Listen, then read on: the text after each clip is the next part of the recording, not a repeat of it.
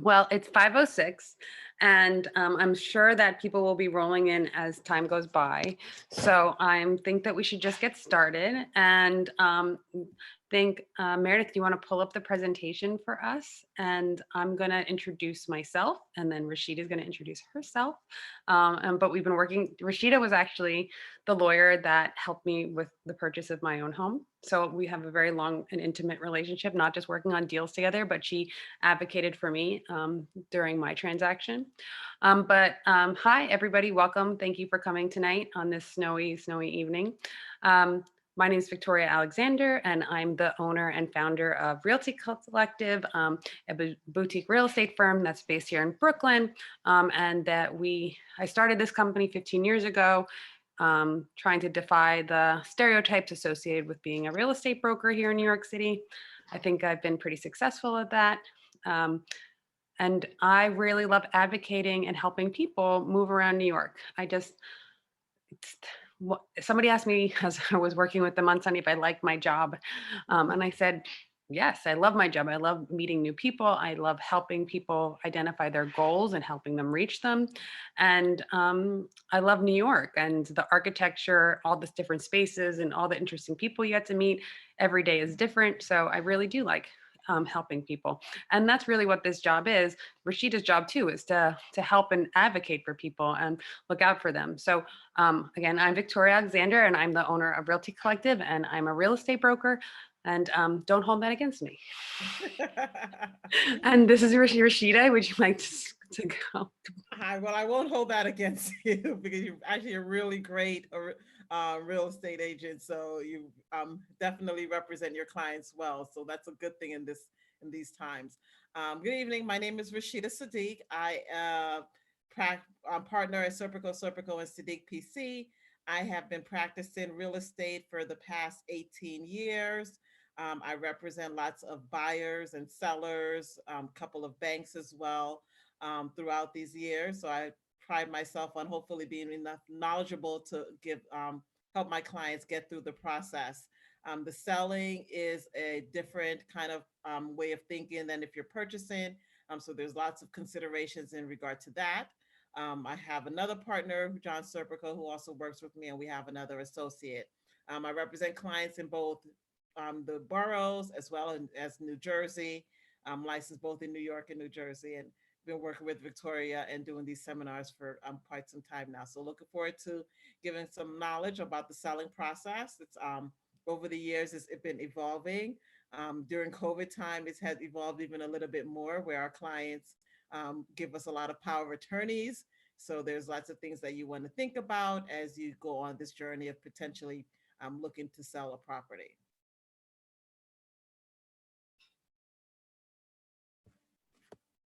Okay, so first thing that we try to talk about here is understanding why you might want to sell, because understanding the why is going to help us really figure out the path to selling.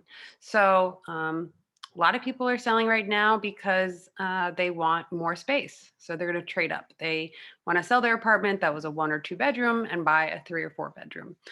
It's a great time to do that. Interest rates are really good, and you'd have a decent amount of leverage to buy, but you're also, if you've been holding long enough and have accrued equity in your property, you might not be selling in the highest market, but that you are going to be selling hopefully at a profit. So that's one reason. And then your property is in high demand. You have a piece of property that has outdoor space. It has a washer dryer that is in a great location close to parks and public outdoor space. That you have something that is totally finished and turnkey, because what we're finding right now in the COVID market is that people don't want to do work. They really want turnkey properties. Then the next thing, maybe you're ready to leave New York City, and that's a totally fine reason to be selling right now. A lot of people are doing it. Doesn't mean you're not going to come back. Doesn't mean it's forever. It just means like right now you need a break. Okay, next slide. Considerations. Next slide. Is the property that you're selling what people are looking for? So things have changed, and thinking about if there is a buyer in this market for your property is an important part of the conversation. There's a lot of COVID implications.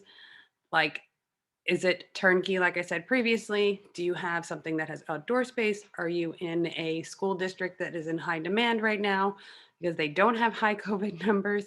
Do you have a profit generating property that you live in one floor and you have 3 rentals that are, paying for you to have the rest of the building? Um, is there parking? So these are the sort of things that people are looking. We all know that a lot of people have purchased cars during all of this, and that having a car during COVID times, like, and having a parking space would be great. So is your property something somebody's looking for? Next slide. Um, have you held your property long enough? This is something that people really need to think about. We always say the rule of thumb is 5 years. So if you've held it 5 years, you should hopefully be able to be on the break-even horizon, as we call it, because you have to take in consideration a lot of costs that have been associated with home ownership. So not just your closing costs. You're going to have a real estate broker fee. You're going to have mortgage payoff. You're going to have a flip tax or transfer taxes. Or do you have capital gains to pay?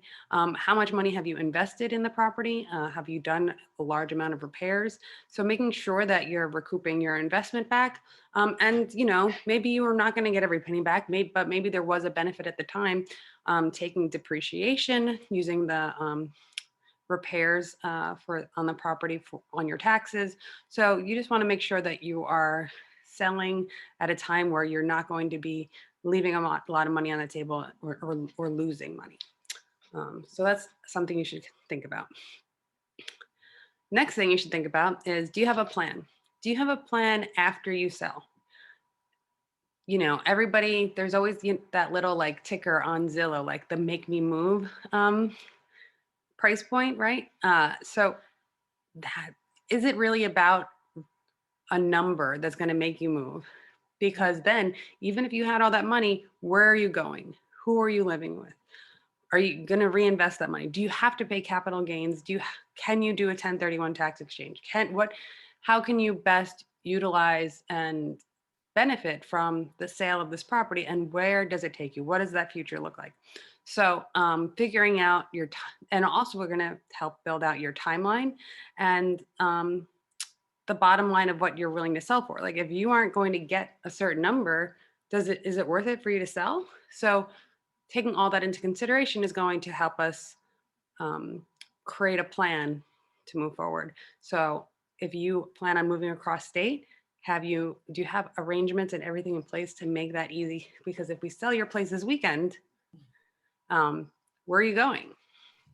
Okay, next slide. So you've thought about all those things that you need to think about, and you've decided to sell. The first thing you need to do is assemble your team. You're going to interview a real estate broker and an attorney. And these are very important. These are the 2 people that are going to be advocating for you, looking out for you. And it's really important that you feel comfortable with these people, that you trust them, and you can listen to their advice, because they're going to be guiding you through this process.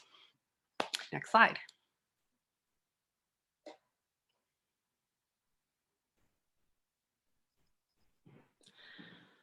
So considerations now that you've decided to sell. Have you hired someone that's an expert in selling? Does this person understand navigating the COVID challenges and market shifts, and understanding your neighborhood, the home, and the assets for sale? Next slide. It keeps going in and out of focus, just a heads up. Soliciting buyers. So we have, go to the next slide.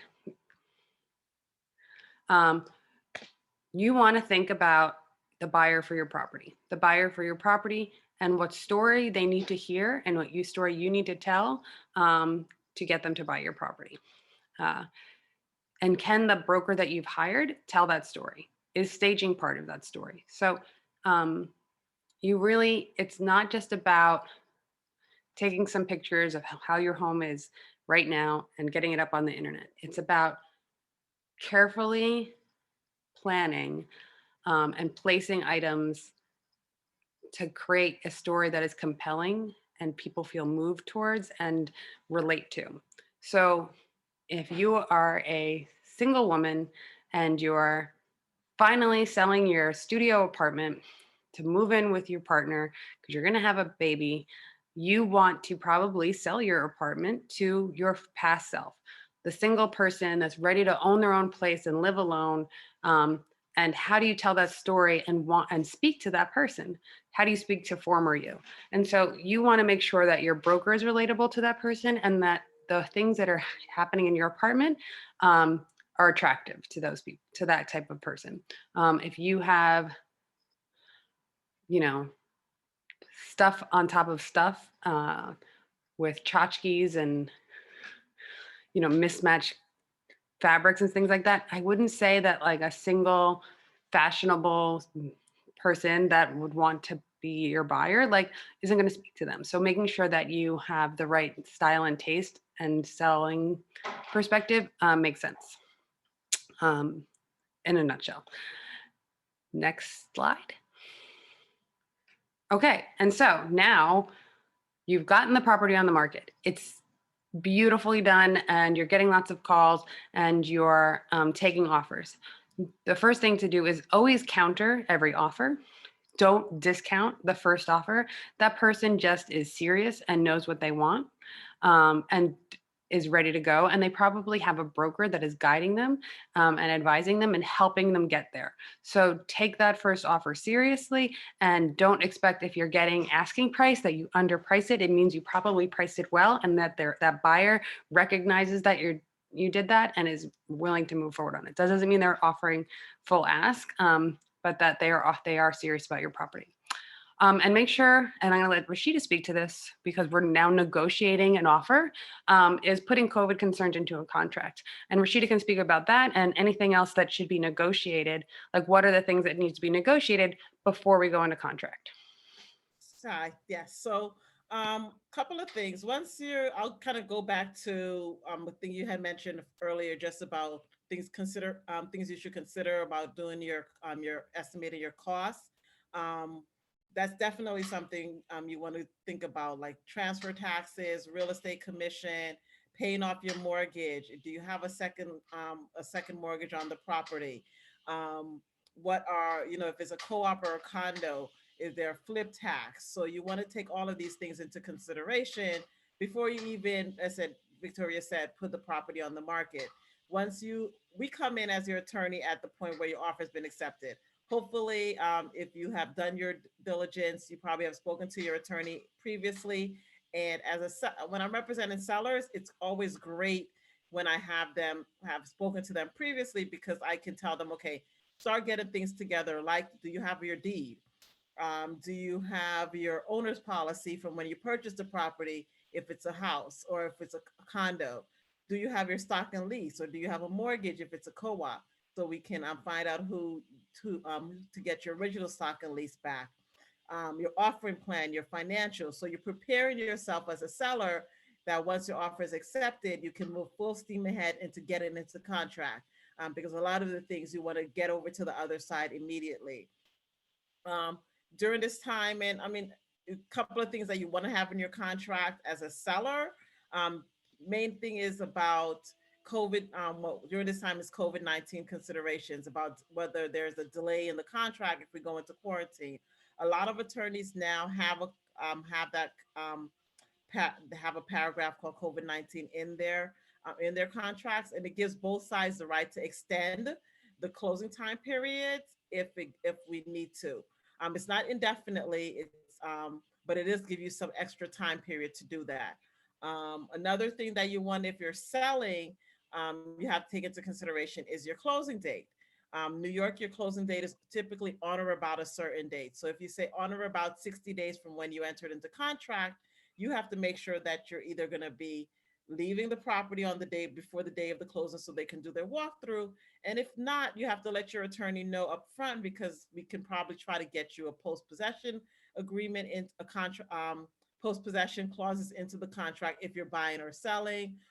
If you're moving out of state and you need maybe 7 days after you're close to move out. So these are things that you want to take into consideration. Because typically your contract of sale has a mortgage contingency, which is for the buyer. If the buyer isn't able to get their mortgage, they have the right to cancel.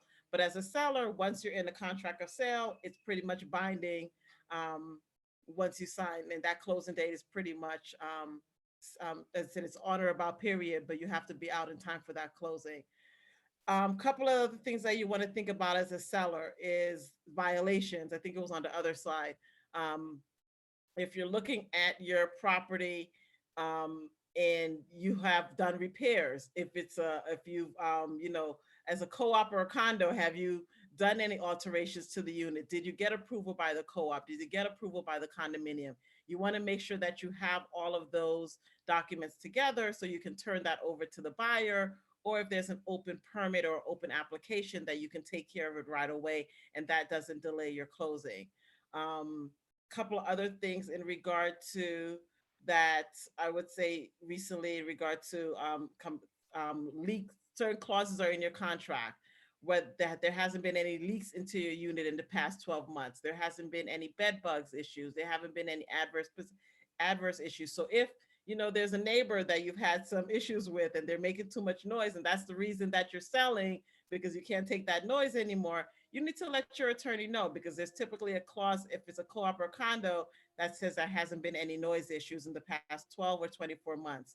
The same thing goes with the leak. What's if there was a radiator that leaked from the upstairs neighbor and the co-op or the condo took care of it? Let your attorney know, let the realtor know, so that they have a heads up already.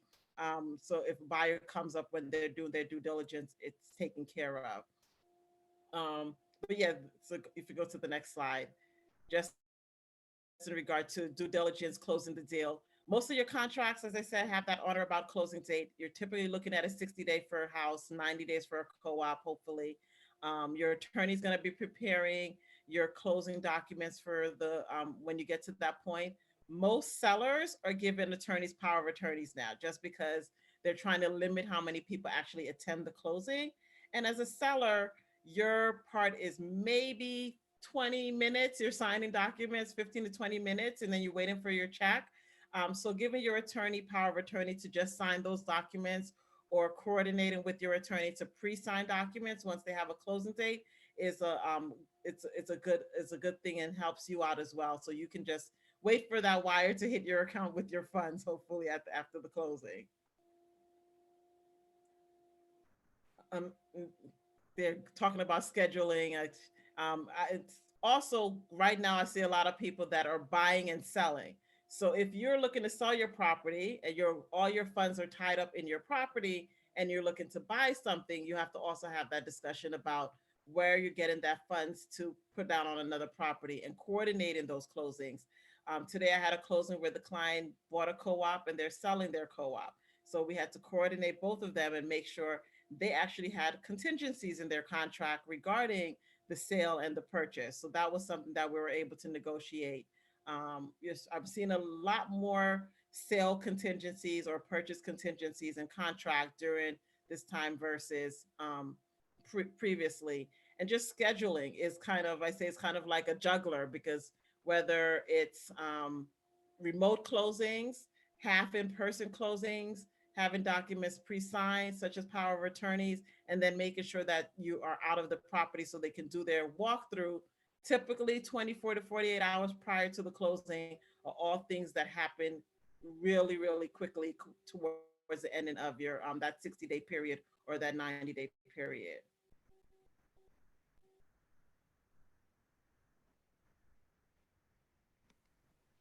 Is that it? Did we do all of it that quickly?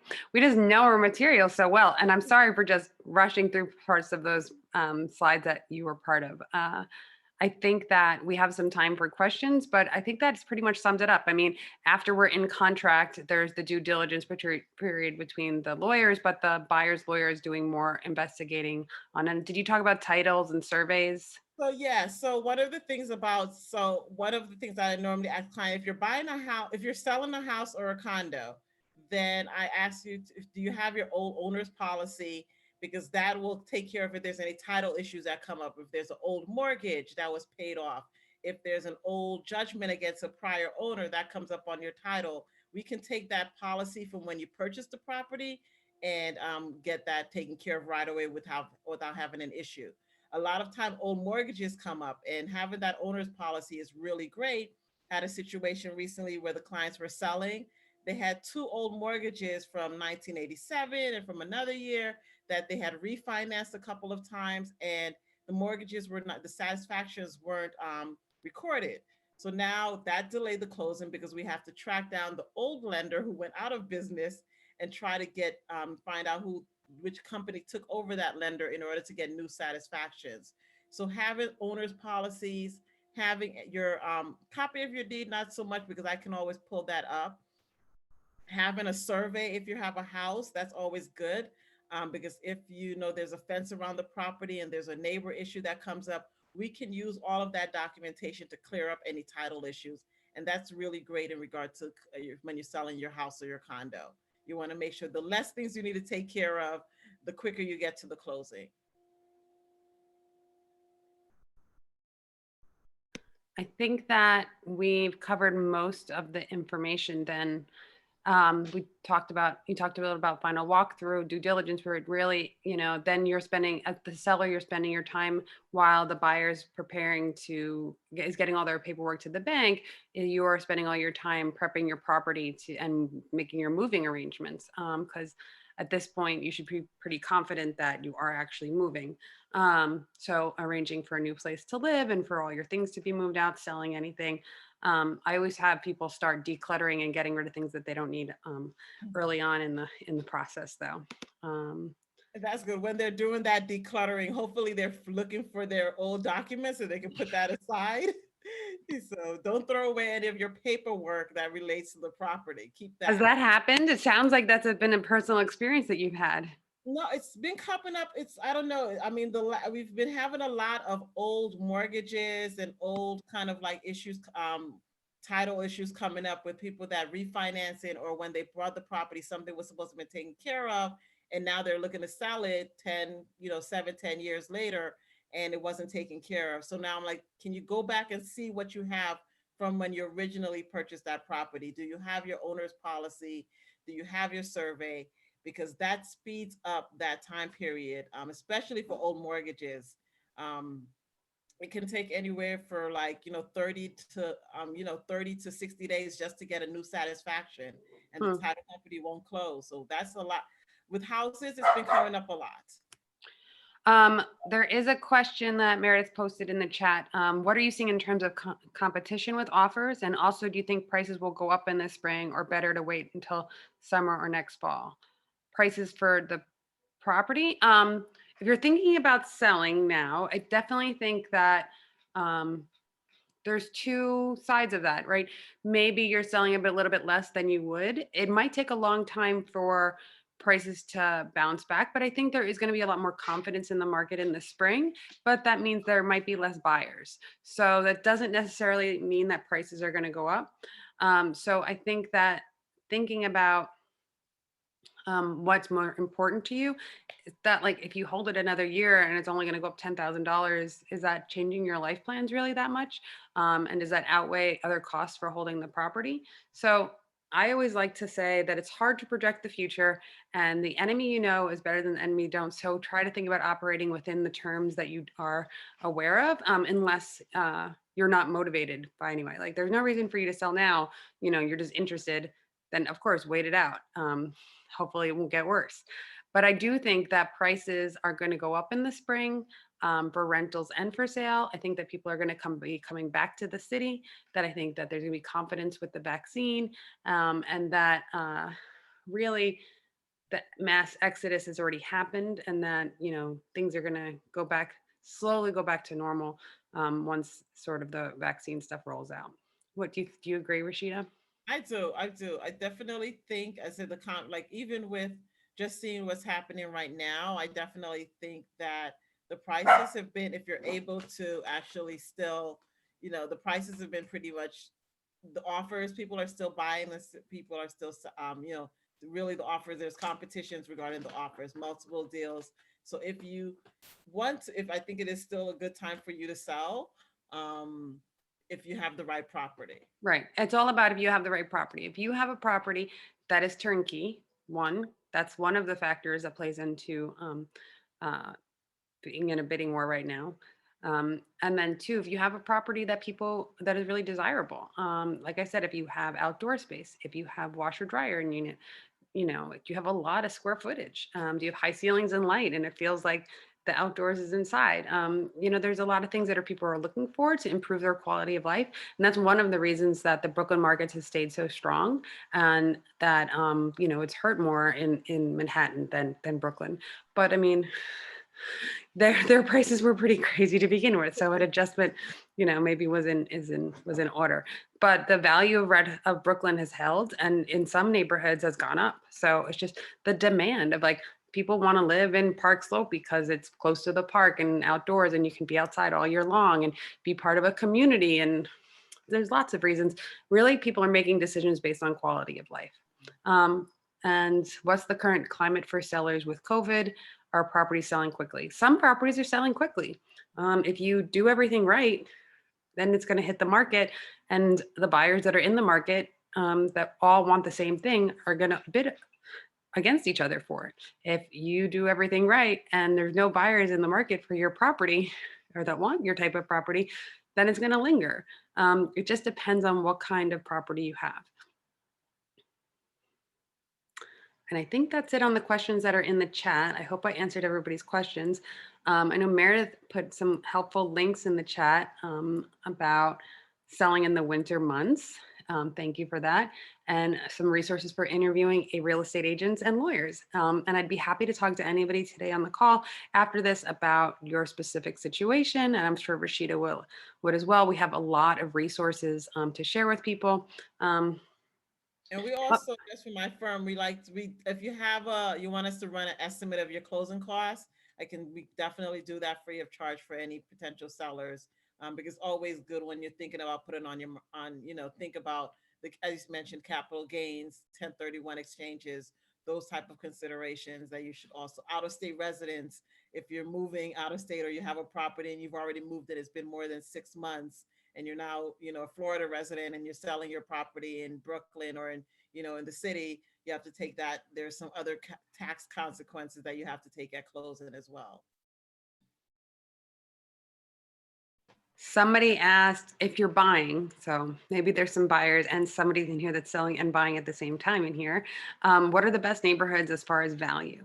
So if you're looking to buy something that's going to appreciate and so that it's not in demand right now, I feel like there's a lot of inventory in the new construction Bed-Stuy Bushwick neighborhoods. A couple of clients that Rashidah and I are working with have gotten some really great deals that have made me think like, oh, maybe I should buy one of these apartments because just interest rates are just so low right now that even with down rents, I feel like there'd be like a break even to make it make sense because there's a lot of appreciation there. So those are the neighborhoods I think, Bed-Stuy and Bushwick. Maybe, yeah, those are still the two neighborhoods I think that there's value, because I think anything by the park is in demand. So even Sunset, like I love Sunset Park and I would buy there. There tends not to be condos there though, it's mostly co-op. So I mean, it just depends on what you're specifically looking for.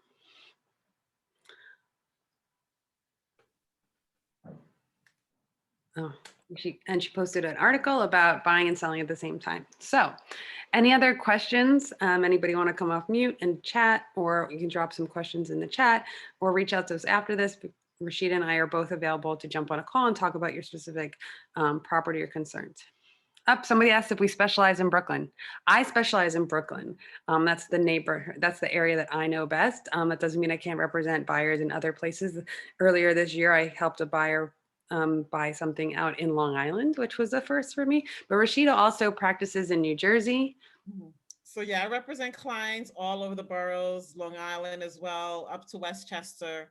So I have clients that are either buying or selling in all of those areas, in addition to New Jersey.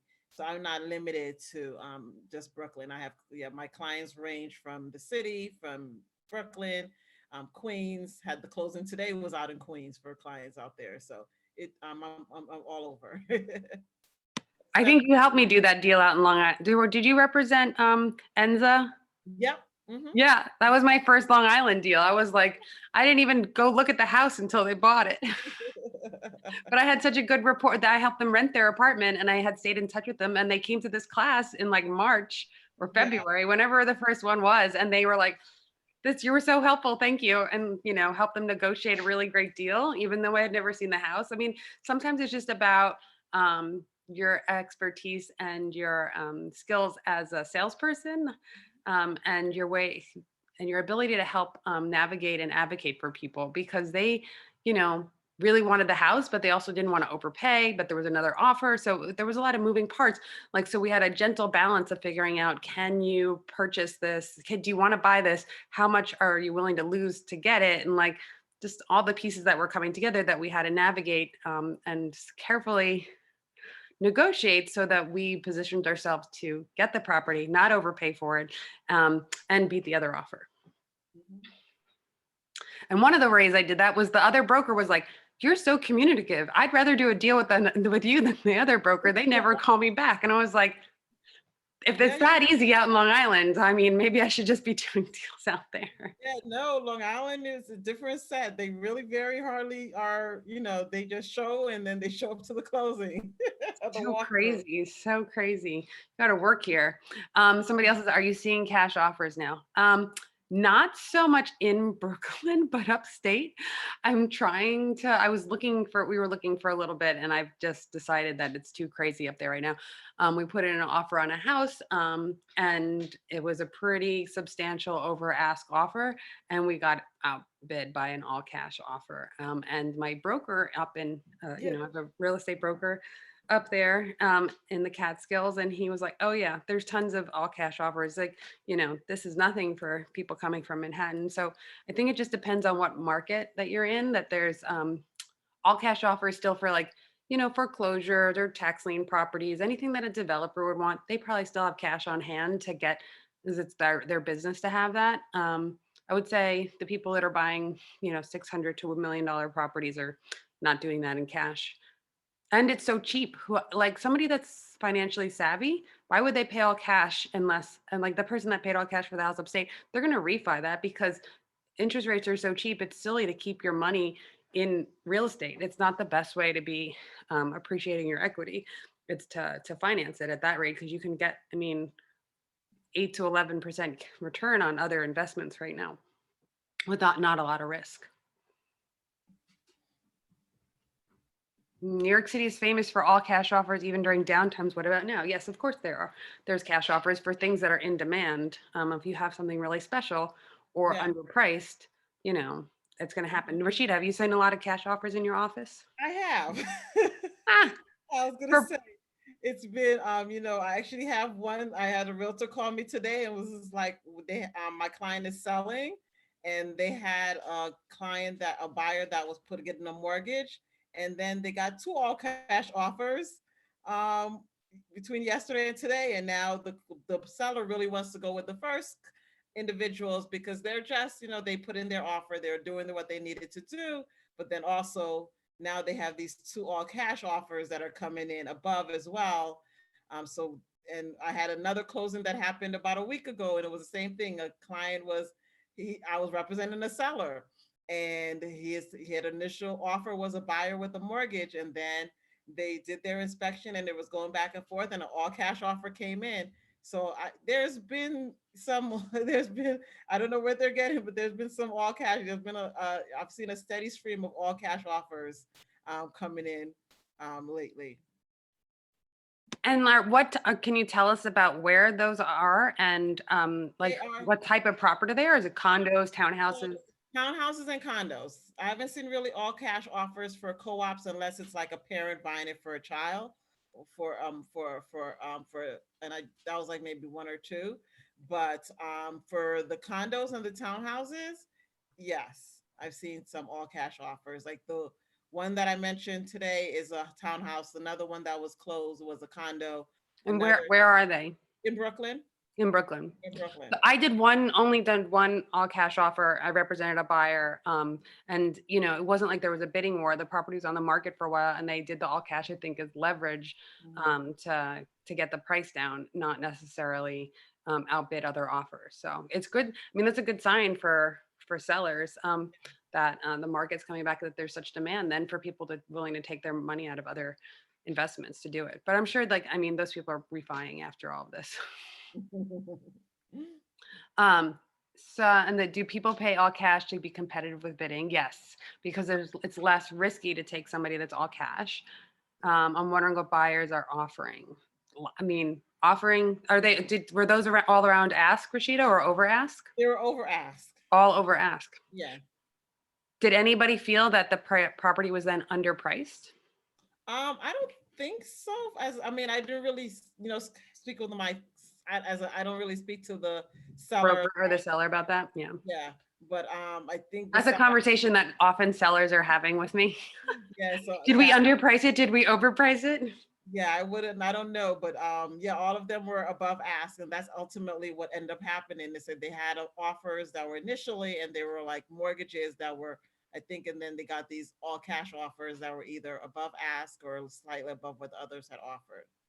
Well, because there's just like a lot of nuance going in around pricing, right? Like, okay, this is the paper trail of, like, the comps say. Then they have to take into the market considerations. Then you got to think about who the buyer. We always write a buyer profile, like who the buyer is, how do we speak to them, that kind of stuff. So I think that it's really very delicate. Understanding of where you price, and it's just death to a listing to overprice in any market. So you really have to. I always say so. I know there's people on this call that are asking lots of questions, and thank you so much for that. The one piece of advice I have for if you're serious about selling is when you're interviewing brokers, don't pick the broker that tells you the most amount of money that they could sell your property for. Just because we're all looking at the same numbers. If they have something that's really egregious off, that's a sort of a bait to get the listing, and then you end up having to drop it in the future. Really interview people and feel like they under somebody that understands the market and who the buyer is, and that's going to work hard for you. That's a tactic, I think, that always backfires. So pricing is like very delicate thing, and you should go with someone that's in the middle of the road on the pricing point. There is another question, just as I thought we were going to call it. Is it better to renovate and sell even if it's just cosmetic, or leave it as is and price it fairly, knowing people want to do their own thing, i.e. outdated kitchen? So in this market, in the COVID market, people don't want to do work. They want a finished product. So you need to understand who your buyer is and what kind of finished product they want, so that you're doing the work and they're not going to want to rip it out. Because the worst thing you want to do is spend all that money. People don't see the value in the work you did, and then try to sell the property. So you should, if you're selling in this market, do the work, because the property, like I have a property in Columbia Waterfront, told them to do the work. They didn't want to do the work. So we did part of the work, and because of the work it needs, and based on the other properties on the market, it's been challenging to sell it, and people just see the work and they're like, the layout's great, the location's great, it needs a new kitchen and a bath. They don't want to do it. There's just too many other things out there ready for them to go, and they can, quality of life, peace of mind, they can just move right in and relax and enjoy it. People are willing to pay that premium nowadays. Mm-hmm. Okay, did that answer about renovating and selling? Any other questions? One more. Are two families easy to convert to one? So yes, but why would you want to convert 2 to 1? You then close that door for anybody in the future. So if you have a 2, you just leave it at a 2 and use it as a 1. That is my non-architecture, non-lawyer advice. I would agree with that, because it's easier to go, it's easier to underutilize your property than to overutilize it. So if you decided to change the certificate of occupancy from a 2 to a 1 family, which is already a process, when you try to sell it, if you want to sell it as a 2 family, now you have to go back and change that, and that's a longer process. And yeah, there's no benefit. Yeah, there's no benefit. Just if you have a 2 family and want to use it as a 1 family, great, do that, but leave the certificate of occupancy as a 2 family.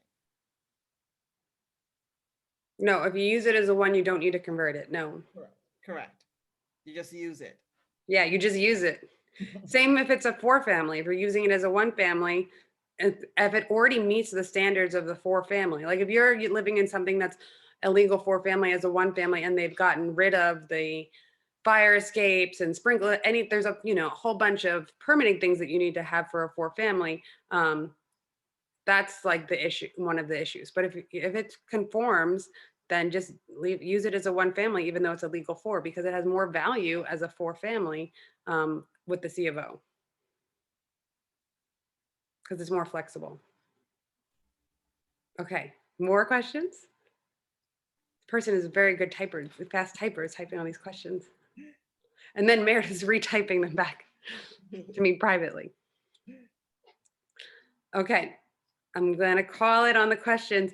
If you have more questions that we did not answer tonight, you can reach out to either one of us directly and we can talk one-on-one, and happy to talk for as long as possible on any of these topics and help you figure out your very specific situation. So thank you, everybody. Thanks for the great questions. And we'll be sending you some follow-up material after that. And Rashidah, you want to say goodnight?